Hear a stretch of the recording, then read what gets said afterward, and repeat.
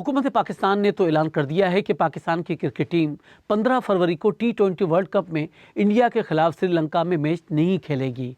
अब इस मामले पर श्रीलंका क्रिकेट ने पीसीबी को एक खत भेजा है। आपको ये भी बताते चलें कि पाकिस्तान के इनकार के बावजूद इंडिया की क्रिकेट टीम श्रीलंका जा रही है।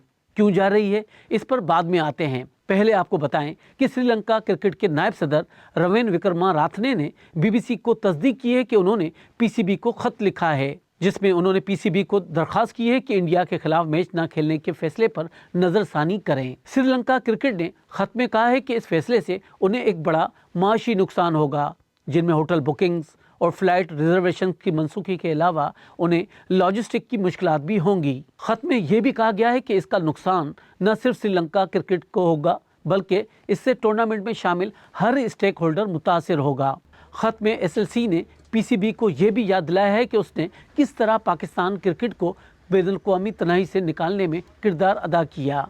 श्रीलंका क्रिकेट ने खत में लिखा है कि जब दीगर क्रिकेट टीमें पाकिस्तान का दौरा करने में हिचकिचाहट का शिकार थीं, तो उसने कई बार पाकिस्तान का दौरा किया। वो यहाँ 2009 का हवाला दे रहे हैं, जब लाहौर में श्रीलंकन टीम की बस पर दहशतगर्दाना हमले के बाद कई टीमों ने पाकिस्तान का दौरा करने से इनकार कर दिया था।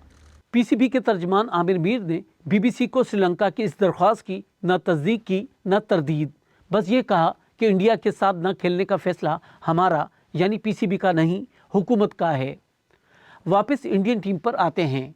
टूर्नामेंट से पहले की प्रेस कॉन्फ्रेंस में इंडियन क्रिकेट टीम के कप्तान सूर्या कुमार यादव ने तस्दीक की कि इंडियन टीम 15 फरवरी को मैच के लिए श्रीलंका का सफ़र करेगी।